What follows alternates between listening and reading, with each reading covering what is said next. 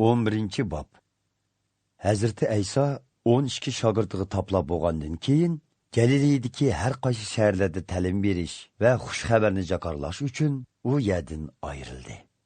Zindondagi Yahyo payg'ambar Ayso Masihning qilgan ishlarini anglab, shogirdlarini avatib, ular orqali Hazreti Aysodan Xudo bizga avatmoqchi bo'lgan qutqizg'uchi sizmi yoki boshqa birisi kelamdi deb so'radi. Hazreti Ayso ularga mundoq dedi: Sizlar qaytib berib, yaratgan mo'jizalarimni va aytgan ta'limlarimni Yahyoga yetkazib, ko'rlarning ko'zi ochildi, to'kurlar ma'olaydigan bo'ldi, mahov kisli bo'g'allar saqaydi, goslar anglayoladigan bo'ldi, hatto o'lganlarmu tirildi va kambag'allarga xushxabar yetkazildi deb aytinglar. Yahyoga yana: Mendan gumonlanmay, manga tavranmay ishonganlar nemi degan baxtlik deb qo'yinglar dedi. Yahyo payg'ambarning shogirdlari ketgandan keyin Hazreti Ayso ko'pchilikka Yahyo to'g'riliq mundoq dedi: Sizlar burun Yahyoni izlab cho'lga borganinglarda zodi qandoq bir odamni ko'makchidinglar? Maydonni shamolda yalpinib turgan, qo'mushdak tavrinib turadigan bir yaxshi chaqnimi? Yoki chiroyli kiyingan bir esil zodinimi? Hergiz undaq emas. Bundaq kiyimlarni kiydiganlar cho'ldan emas, xon ordusidan tepildi. Amaliyotda sizlar bir payg'ambarni ko'rgili chiqdinglar. Endi bilib qo'yinglarki, Yahyo payg'ambardanmi ustundir.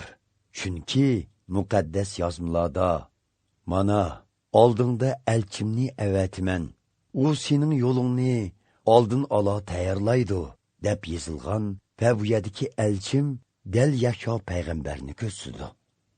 Bilib qo'yinglarki, insonlar orasida cho'mildirguchi Yahyodanmi ulug' kishi o'ttirg'i chiqqani yo'q.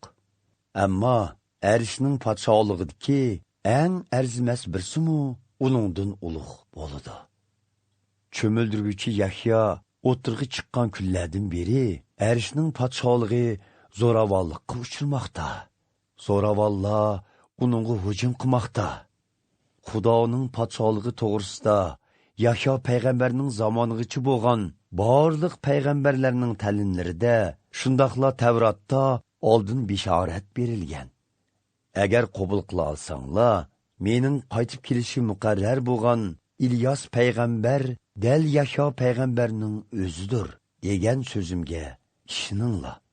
Bu so'zlarni quliqinglarda ching tutinglar. Bu zamonning sizlarda kishilarini zodi kimlarga o'xshatay? Ular xuddi ko'chada o'tirib elib, bir-biriga biz sizlarga sunoy kelib basak, usul o'ynamadinglar, motam muzikasini kelib basak, hozimi tutmadinglar deb ranjiydigan tuturqsiz bolalarga o'xshaydi. Chunki Yahyo payg'ambar kelib ro'za tutatdi, sharob ichmatdi. Shuning bilan ular uningga jin tegibdi deyishdi. İnson o'g'li bo'lsa, ham yeydi, ham ichidi. Biroq ular toza bir to'ymas haroq kashgan, u bojgir va boshqa gunohkorlarning do'sti deyishidi. Bilib qo'yinglarki, hikmat bergan mevisi bilan toniladi. Ondan Hazreti Ayso o'zi nurg'un mo'jizlarni ko'rsatgan shaharlardagi to'g'ri qilmaganlarni ayblab mundoq dedi: Halinglarga voy, ey Qorazinliklar! Halinglarga voy, ey Baysodilliklar! Sizlar uchun yaratgan mo'jizalarimni Tir va Sidon degan yatlar shaharida yaratgan bo'lsam, u yerlardagi xalq burunli mayishlangan holda matoga yugunib, kulgi milinib, gunohlariga to'g'ri qilgan bo'ladi. Bilib qo'yinglarki, qiyomat kuni Xudoning sizlarga beradigan jazosi Tir va Sidonliklarnikidanmi ig'ir bo'ladi. Ey Kapernaumliklar, osmonga chiqmoqchimidinglar? Aksicha do'zaxga tashlansizlar.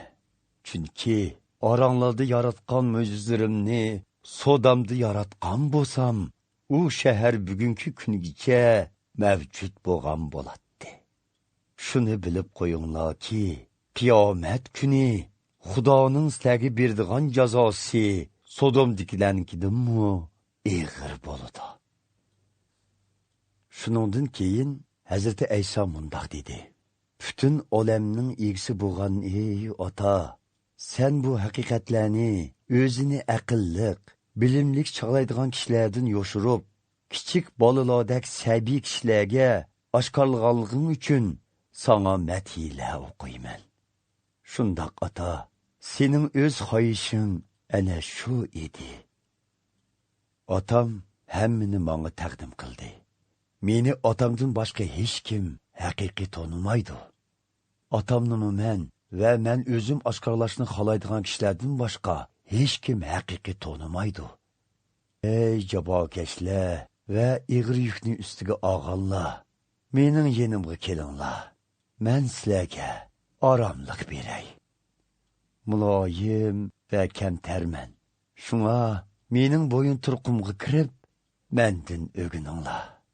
Shundoq qilganda ko'nglinglar orom topadi. Mening bo'yin turqimda bo'lish oson, talabim ig'ir emas.